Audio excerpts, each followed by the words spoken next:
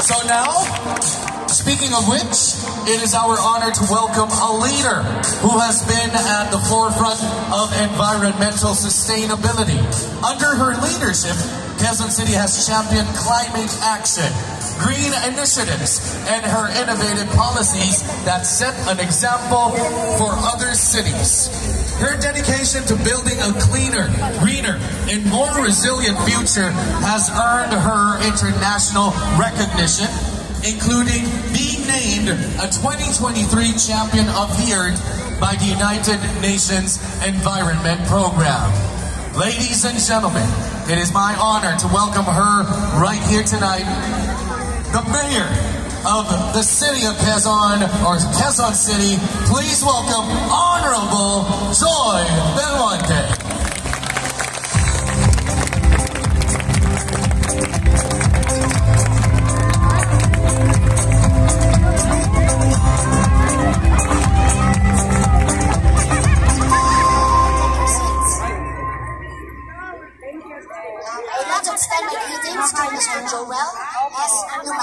VP for Marketing and Operations of Robinson's Magnolia, sir.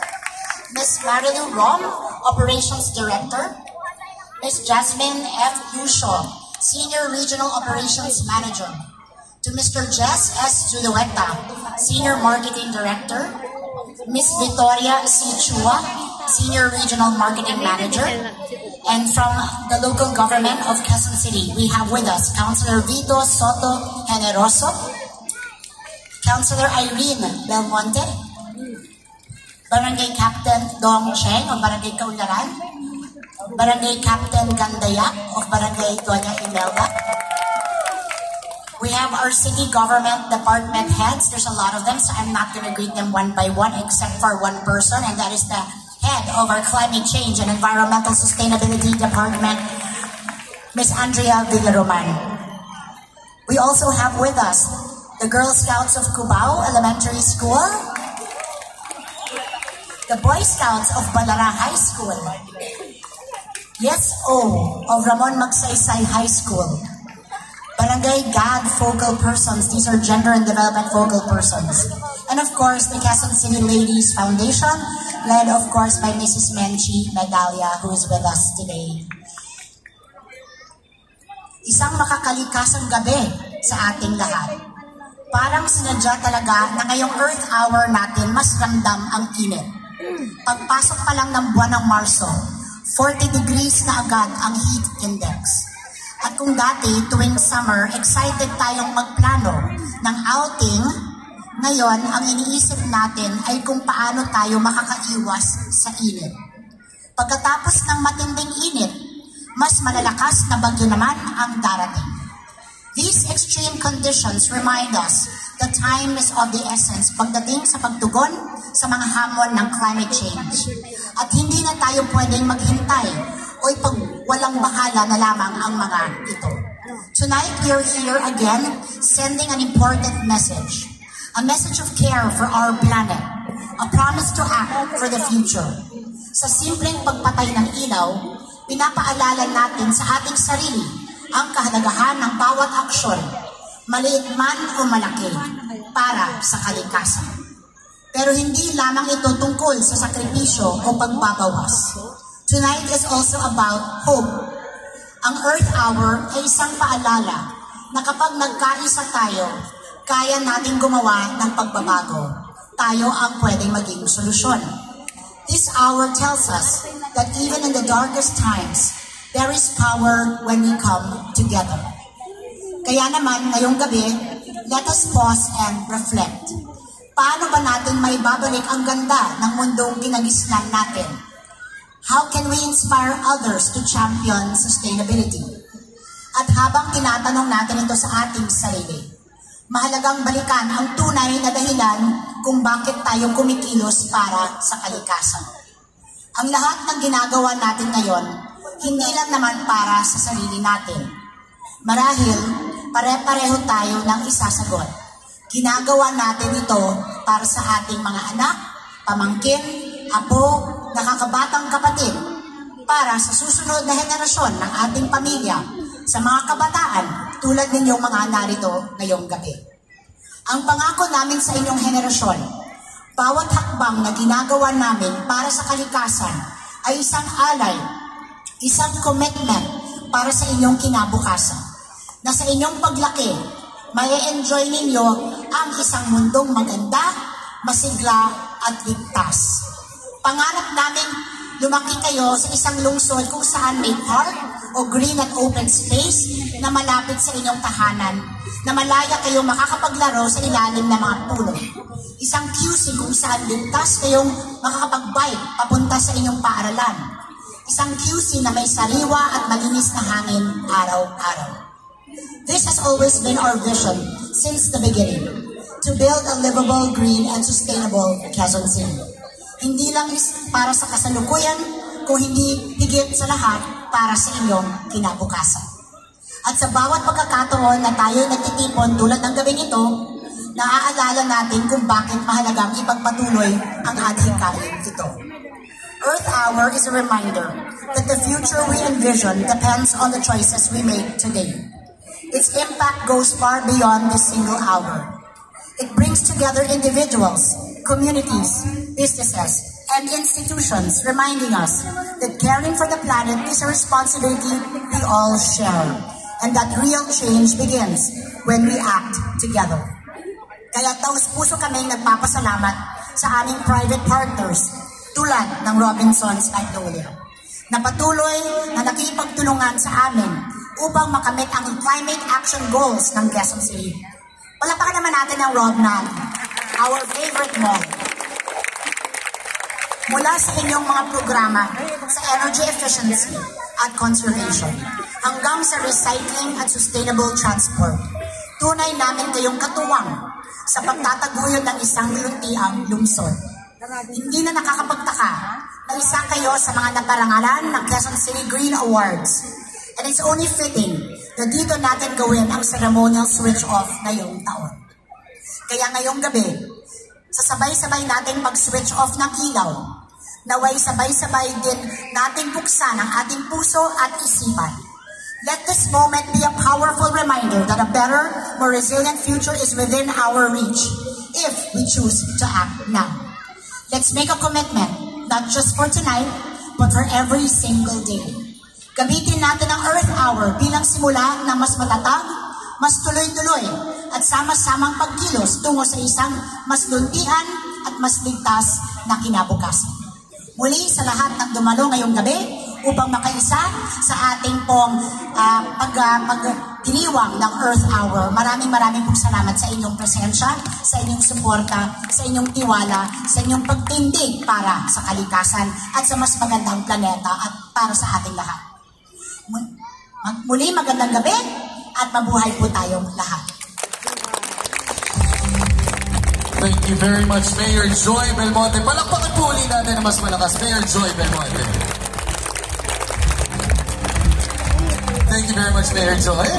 And one of the things na naaalala ko every time I talk about Quezon City, I talk to people from Quezon City. One of the things na naalala ko, I've interviewed some people from the city, is bukod sa sustainability acts nila, hindi ko makakalimutan yung kanilang urban gardening na kanilang pre-promote during the time of the pandemic. So talagang you can see the efforts of this city.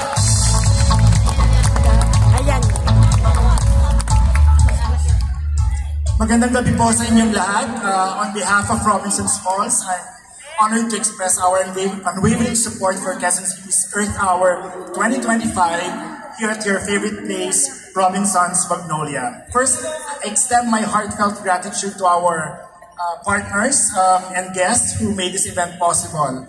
To Mayor Joy Belmonte, maraming salamat po sa pagbisita sa Robinsons Magnolia. Mayor Joy po, sa mga hindi nakakaalam, ay ang United Nations Champion of the Earth. Palakpakan po natin si Mayor Joy. Of course, a host of other accolades that she received over her term as Quezon City Mayor. She was actually also our most outstanding mayor of the Philippines given by the Equitable Organization. Maraming salamat, Mayor Joy. Councilor Dito Soto Generoso, magandang gabi po. Councilor Irene Belmonte, good evening, ma'am. Punong Barangay Christopher Cheng of Barangay Kaundaran District. Good evening. Action Officer William Bawag of District 5. Good evening. And to my colleagues at Robinson's Malls, our tenant partners, sa paligid po niyo makikita niyo yung mga display ng Philippine Orchid Society. So welcome po. And all the Earth advocates here today, your presence reinforces our commitment to sustainability. Mayor Joy, maraming salamat po because your leadership has made Quezon City a model for sustainable governance under your administration. Groundbreaking policies that minimize plastic pollution, including banning single-use plastic bags, cutlery, straws, and containers for dine-in customers in hotels, restaurants, and fast food chains. Your initiatives also spearheaded the elimination of single-use packaging materials, critical steps in reducing environmental waste and promoting a greener future. Thank you, Mayor Joy. At Robinson's Malls, we share this mission. We actively support Robinson's Lands Corporation's roadmap to net zero by 2050 through various efforts like tree planting, forest regeneration, cleanup drives, and other waste management initiatives. Robinson's Magnolia leads by example. We've implemented innovative sustainability solutions such as our Green Residuals Waste Management Program, which promotes waste disposal and circular economy practices. These efforts have earned the mall prestigious recognitions including the Sustainable Shopping Center Design Award at the 2024 Outstanding Filipino Retailers Awards.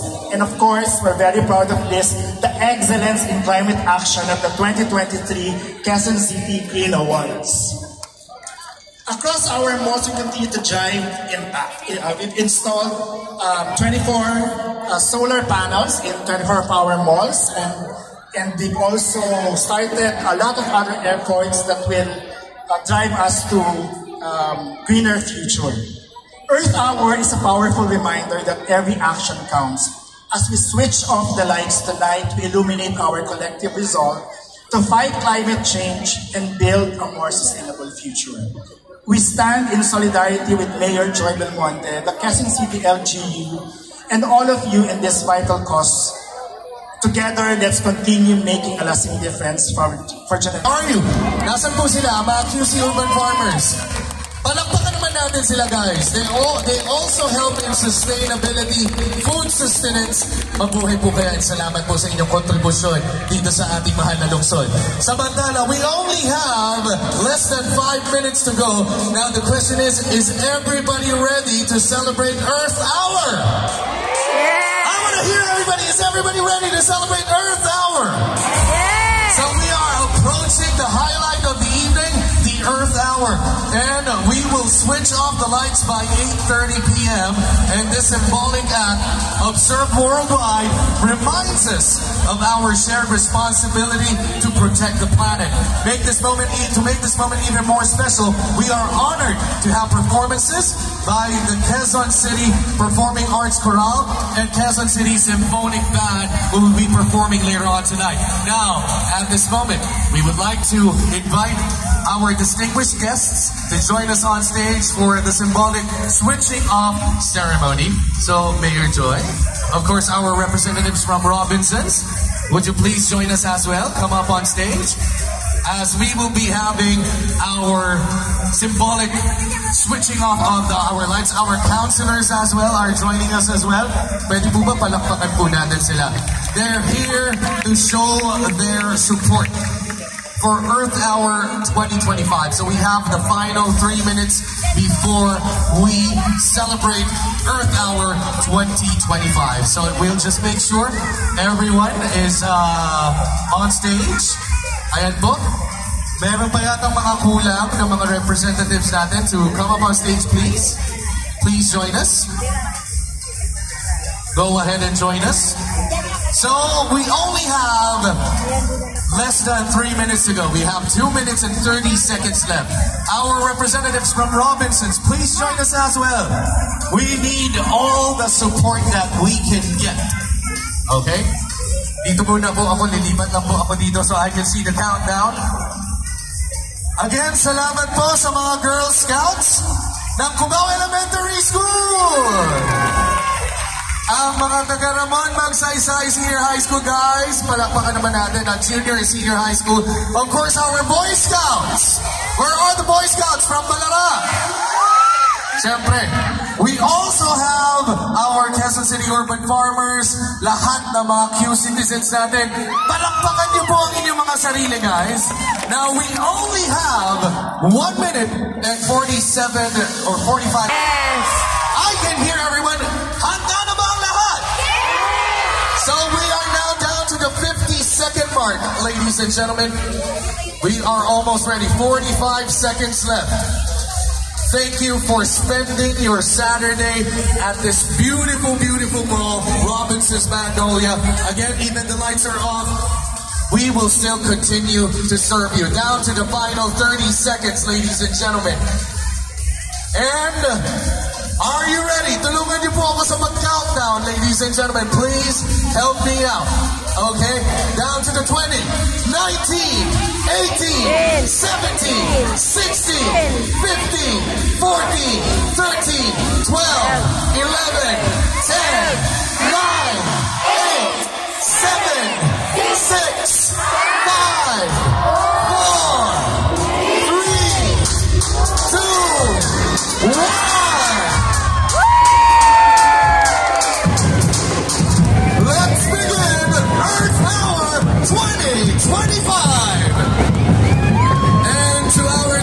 Guests,